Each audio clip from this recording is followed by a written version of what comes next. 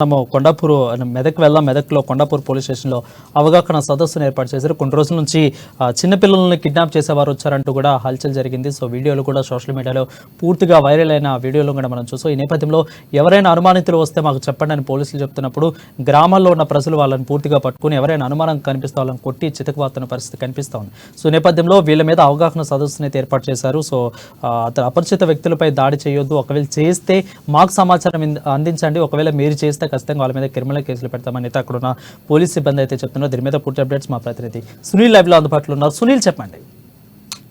సంగారెడ్డి జిల్లాలో చిన్నపిల్లలను కిడ్నాప్ చేసేందుకు వచ్చారంటూ అనేక చోట్ల దాదాపు పదుల సంఖ్యలో కొందరు వ్యక్తులపై దాడులు చేశారు.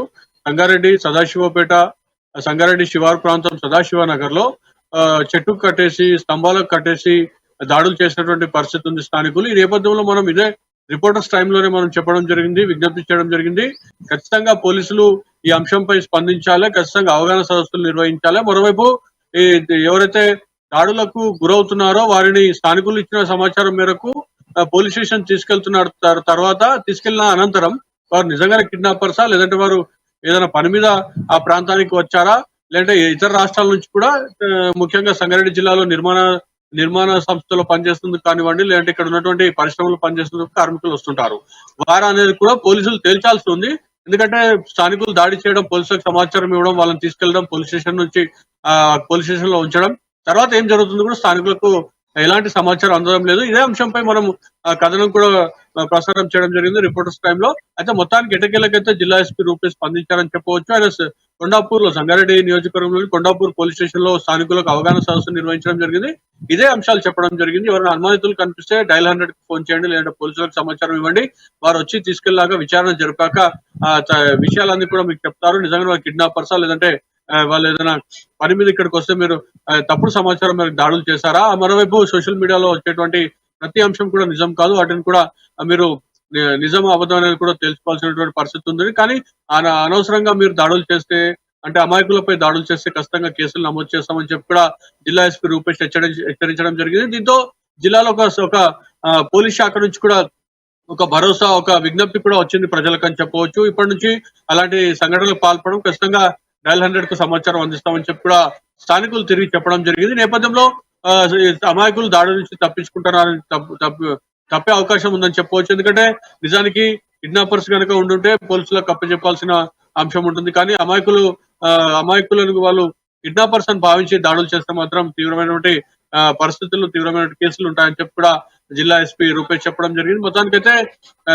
జిల్లా ఎస్పీ రూపేష్ స్పందించారు, అవగాహన సదస్సులను ఏర్పాటు చేస్తున్నారు.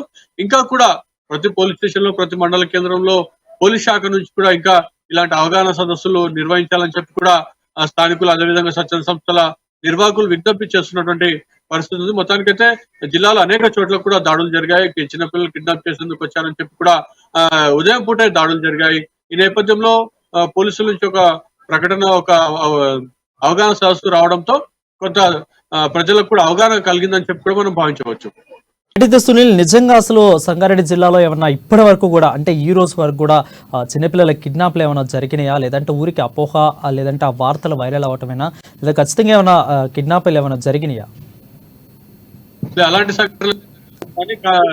దాదాపు సంగారెడ్డి పరిధిలోనే 3 ఘటనలు జరిగాయి. సదాశివపేట, సంగారెడ్డి, అదేవిధంగా సంగారెడ్డి బైపాస్, సదాశివ నగర్ లో 3 ఘటనలు జరిగాయి. ఒక ఘటనలో ఇద్దరిని చితకబాదారు సంగారెడ్డి బైపాస్ లో స్థానికులు. అదేవిధంగా సదాశివ నగర్ లో కూడా ఇద్దరిని చితకబాదారు. సదాశివపేటలో కూడా ఒక వ్యక్తిని చితకబాదారు, చెట్టుకు అదేవిధంగా విద్యుత్ స్తంభాన్ని కట్టేసి. కానీ వారెవరు కూడా కిడ్నాపర్లుగా మాత్రం ఇప్పటివరకైతే పోలీసులు ప్రకటించలేదు. కానీ స్థానికులకు ఉన్నటువంటి అనుమానంతోనే వాళ్ళు దాడులు చేశారు. మొత్తానికైతే ఇదే దాడులకు సంబంధించి కూడా మనం విజ్ఞప్తి చేయడం జరిగింది. ఖచ్చితంగా పోలీస్ శాఖ నుంచి స్పందన రావాలి, పోలీస్ శాఖ నుంచి స్పష్టమైన ప్రకటన, అవగాహన సదస్సులు రావాలని చెప్పడం జరిగింది. మొత్తానికైతే ఎటకేలు పోలీస్ శాఖ అధికారులు స్పందించి అయితే అవగాహన సదస్సులు నిర్వహిస్తున్నారు. ఇప్పుడు మీరు చెప్పిన విధంగా అయితే ఇప్పటివరకు ఎలాంటి కిడ్నాప్ ఘటనలు అయితే జరగలేదు.